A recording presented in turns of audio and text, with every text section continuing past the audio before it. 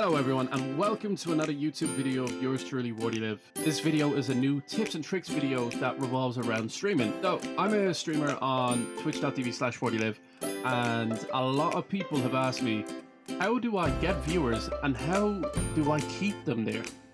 So I will be doing all these tips and tricks videos that will show you what I do to keep people entertained, to provide a safe space for viewers to sit there and go, ah, I like this guy, I want to come back, let's see what he does. Oh, he's actually good at the game. You know, stuff like that. Before we get into this, guys, remember, if you like what you see and you want to support the channel, make sure you hit that sub button, make sure you hit that like button, and make sure you check out my Twitch channel as well, which is twitch.tv/WordyLive. The first thing I will say with this video, I believe that a webcam is vitally important. Unless you've got, you know, Barry White's voice or a radio star's voice, I wouldn't recommend not streaming without a camera, especially if you're small. The main reason why is that people who watch enjoy seeing your reaction. However, this doesn't vitally involve your face. There's a lot of streamers out there who make it big with just the use of their hands. But the mere fact that esports players or people that just enjoy esports types of games like Fortnite or Apex, Call of Duty, those types of games, they have a camera that basically focuses around their keyboard and their hand, and some people even combine the two, and that provides like a unique perspective because they see the techniques that their hands are doing there and people try to copy them. They're like, maybe if I move this fast I will be this good. Webcam provides a lot of opportunities for people to see you or the persona that you're trying to portray. Another important aspect about having a webcam, people want to see what's behind you as much as they want to see what's in front of you. For example, if you don't use a green screen like I do, people want to see what personality you have, what way your room is laid out, such as, you know, pretty lights, LED lights flashing in chroma colors. They want to see if you have a Funko Pop collection, a guitar collection, have you got a giant sword on the back of your wall, you know, stuff like that. However, viewers will get turned off if they see clutter, if they see, you know, an unmade bed with lots of clothes laid about, a trash that you still haven't thrown out, you know, stuff like that. However, if you don't have the opportunity of using a room like that, I recommend using a green screen. The reason why is that if you're like me, because I share a room, and this green screen provides not only a bit of, you know, creative leeway, it also provides a bit of privacy for the people that are in my room. However, the green screen is not the most expensive thing in the arsenal. I've seen people go directly for chroma keys. I've seen people try to get, you know, the most expensive type of green screens. Like, yeah, I was lucky because I did visual effects and film and media and all that way before I started streaming, so I already had like a green screen. But the thing about a green screen is it's just a green sheet, and you can get one for like $5, you can get one for $10, whatever the price. You don't have to, you know, sell an arm and a leg just to get one.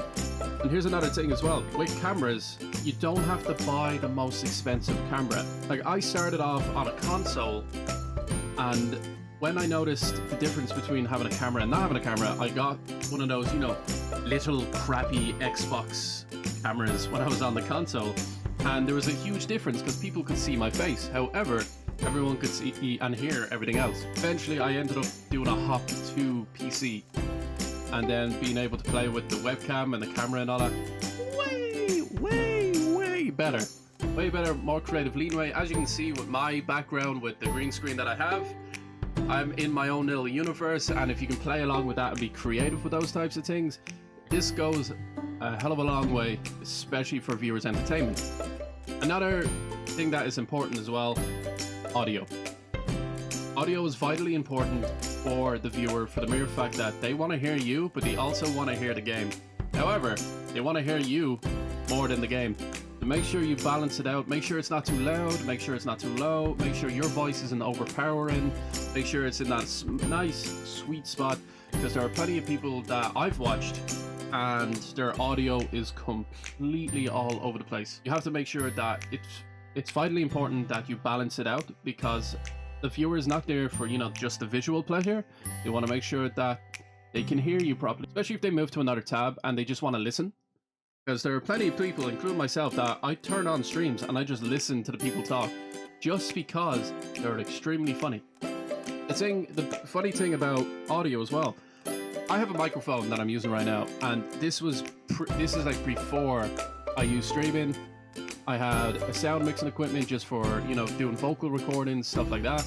So I was kind of lucky that I had all this equipment even before I streamed. However, there are people who use headset mics. I mean, look at streamers like Nick Merckx. He doesn't use a microphone at all. That guy's one of the biggest the biggest streamers on Twitch at the moment, and all he uses is his headset mic. Albeit he uses, you know, a mixer and a boom amp, that type of stuff.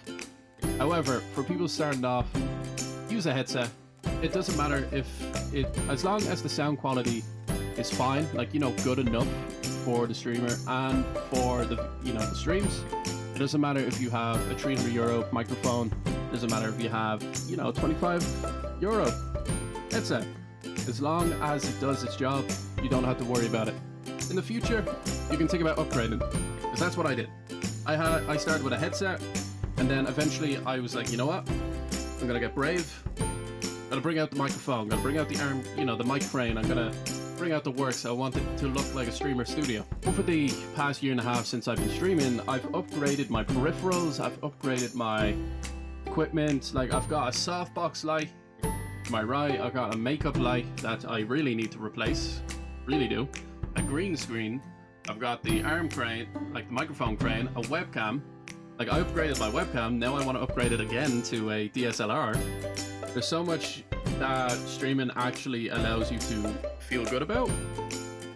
But at the beginning, you don't have to, you know, break the bank to start streaming. I hope this video was good for you guys. I hope it gave you some vital information. And yeah, I will be doing a few more tips and tricks videos. I'll try and bring them out as weekly as I can. And who knows, maybe they'll help you guys. Maybe you'll see a difference. And I hope it does, because I've seen a lot of people request this type of stuff and all they hear is the same, you know, you need this, you need that, you need to buy this, you have to figure out why you're going to stream. Because you know what? If you don't figure that out, nothing does. Because me, I want to stream because I like it. I want to stream because I want to play with the big boys. And I want to stream for the mere fact that it actually is a side of income that I enjoy making. Thank you all for coming in, guys. I hope you enjoy your day, and remember, hit that like button, hit that subscribe button, and I'll see you all in the next one. Yeah.